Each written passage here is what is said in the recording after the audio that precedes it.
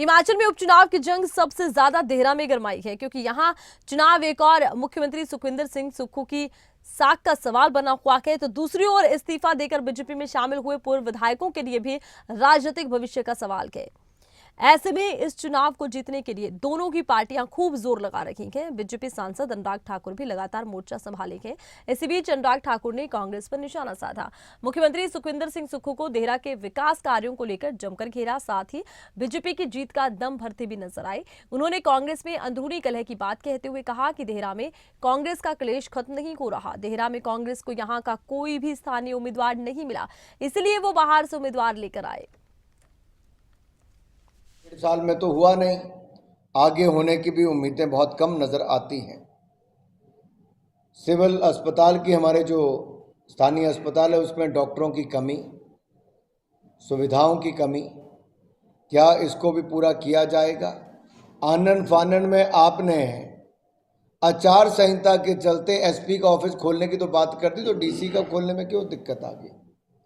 जिले की घोषणा करने में क्यों आपके हाथ पैर फूल गए? क्या मजबूरी थी, आप नहीं कर पाए? इसका मतलब ना आप तब कर पाए, ना आप इसके बाद कर पाएंगे। सवाल एक खड़ा होता है कि देहरा की जनता किसको चुनेगी? डराने धमकाने वालों को, बाहर वालों को, जिन्होंने देहरा की तरफ देखा नहीं पिछले 18 महीने में उनको, या देहरा का जो स्थानीय है और जो भारतीय जनता पार्टी जिसने सब कुछ देहरा के लिए दिया है?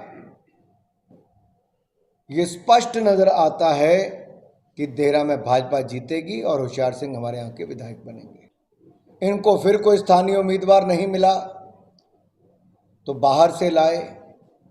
जिसको नदौन ने नकारा उसको देहरा नहीं स्वीकारेगा। नदौन से भी हमें लोकसभा के चुनाव में लीड मिली है और देहरा में तो इनका कुछ नहीं है। बहुत प्रयास किए गए। कभी माननीय मुख्यमंत्री जी ने अपने पूर्वजों और अपनी जन्म की बात यहां से की,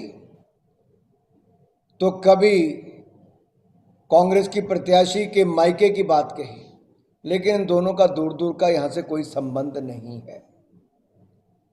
संबंध केवल इतना है कि जहां माननीय मुख्यमंत्री जी की धर्मपत्नी का गांव है वहां की सड़क भी आज तक कच्ची है।